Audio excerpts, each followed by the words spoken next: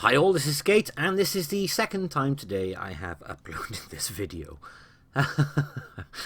Right, first off, my apologies. I fluffed up on my calculations. I looked at the top bar, saw 20,000, didn't even notice the 62,500 pins at the bottom, and I screwed up my calculations based on that, thinking, wow, this is a really easy event to get the IS6.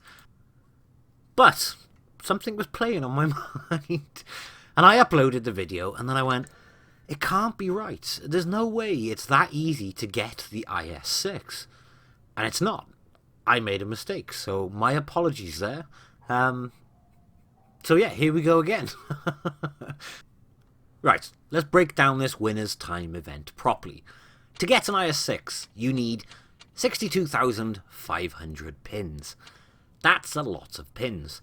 So, I'm going to give you an example of the missions, etc, etc. I'm going to assume we get an average of 130 pins per mission reset. Some missions like this one on the end give way more, but some give way less. So, here's some examples of what you need to achieve to get the tank. Mission resets. 390 average per reset, 2 resets a day over the 9 days of the event will get you 7,020 pins. To get the tank, you will need 62,000 pins, minus the 7,020, brings you out, and you need 55,480 pins accrued from games, basically.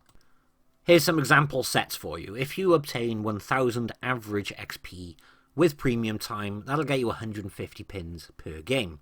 That means it'll take you 369 games over 9 days. That's 41 games average per day to get the tank.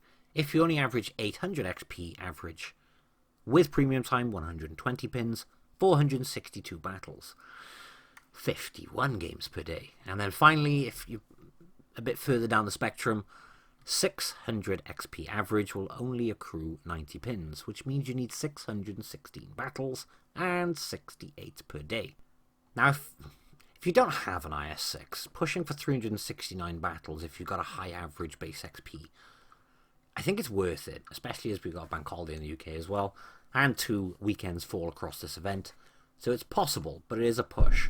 If you've already got the IS6, you'll get 1.968 million credits. Not worth it, really, I don't think.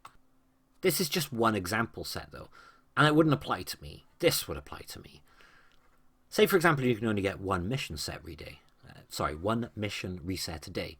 390 pins as an average over one reset. Over 9 days, 3,510 pins. Take that away from the 62,500, and to get the tank, you need 58,990 pins. In other words, if you are averaging 1,000 XP, obviously with premium time, you're going to get 150 pins, 393 battles. Over the 9 days, 44 battles a day. And then obviously the other figures are on the screen, but just to go right at the other end of the spectrum, 600 XP, if that's what your average is, with premium that's 90 pins average, 655 battles in 9 days. That's 72 battles a day. Now, the timer lasts for 7 minutes in a game of Blitz, but the average game apparently lasts for 3 minutes. That being said, 72 battles a day is 3.6 hours every single day. Now, that is a lot of time spent playing Blitz, something which I imagine most of us don't have the time for. But that's obviously at the very worst end of the spectrum, I think.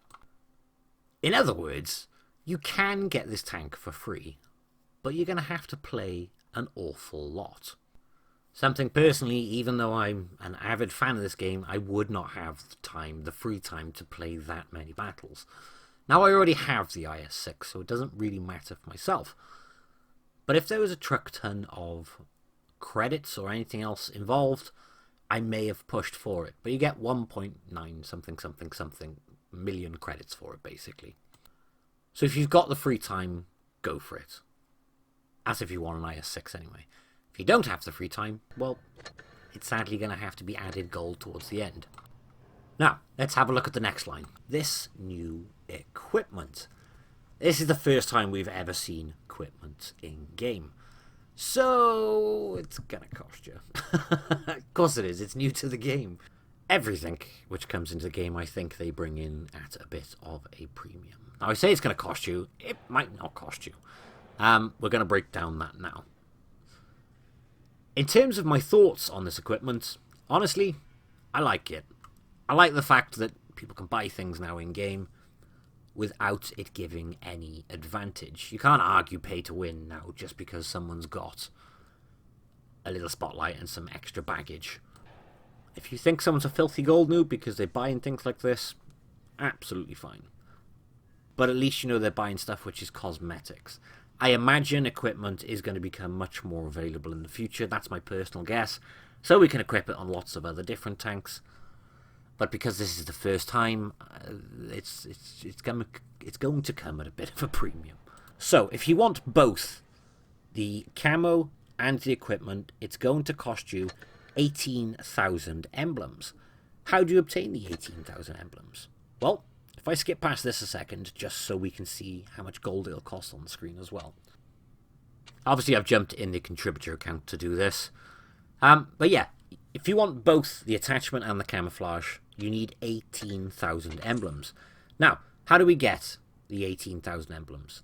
Quite simply, you fight 30 battles. Your top battles, or your top 10 battles, will deliver you 1 emblem per 1 base XP. What that translates to, basically, is a truck ton of base XP required to get both. If you want to skip it and go for gold from this point, it's going to cost you a massive total of 6,060 gold for the camo. No thank you. Or if you wanted to skip and go straight to the attachment without waiting, that's going to cost you a whopping 7,400. But I don't think anyone in their right mind would do that from this stage. You'd wait to see how close you get and get as close as you can at the end. But like I said, if you want both, you want my honest opinion, it's going to cost you. Point blank, period. You can get one or the other, potentially for free though. All depends how you perform in your 30 battles. I like the fact of having 30 battles, your top 10 battles out of that count. And it's your base XP which matters. So, it's quite simply a divide by 10, isn't it? We can work it out from that. Examples on the screen, but really simple to work out. If you want both the camo and the equipment, you need 18,000 emblems. That means your 10 best games need to be 1,800 base XP. It's not happening, is it? For just equipment, though, 12,350 via your 10 best games. That means your base XP's got to be 1,235 on your 10 best. And obviously on the screen at the moment, your camo. If you wanted to go for just the camo, that's 11,000 emblems required. So, 10 best games, only 1,100 base XP. I don't think that's unachievable in all honesty. Looking at those figures though, you can see the base XP, and I think it's pretty obvious to a lot of people. Camo I think you'll get for free. It's over 30 games. But obviously only top 10 count. Equipment I think a lot of people can get for free, but maybe not the entire player base. For both, I don't think there's any chance people are going to get it for free. I think they're going to be able to get one for free and then one reduced maybe. You're just going to have to see how you perform over your games. The next thing though is how much is it actually going to cost you?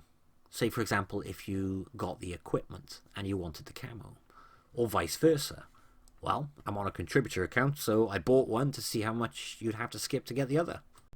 So I'll buy this. Imagine you got this for free with your 10 games. You got your legendary camo, etc, etc. You're still going to have to pay 4,200 gold for your equipment. If you ask me for some cosmetics, I wouldn't pay that.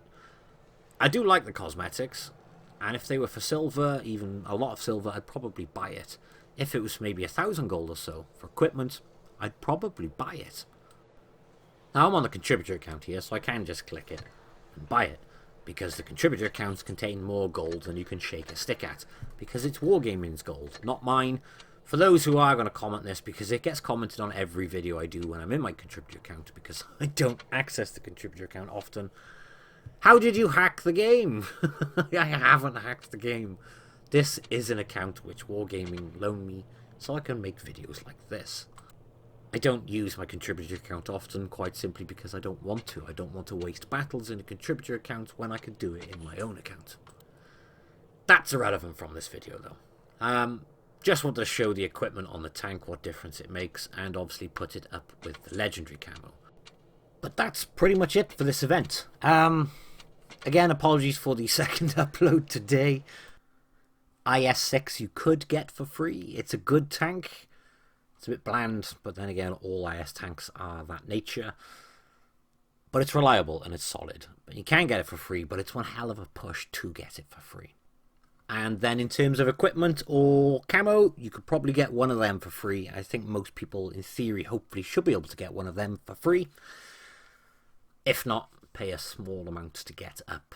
But at that point, it is up to yourself whether or not you think it is worth spending for equipment or spending for camo, or not at all.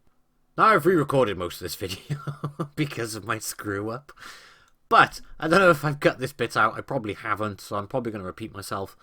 I don't mind the event to a degree. At least we can see, as long as we can calculate it correctly, how much we're likely to spend or what we need to do.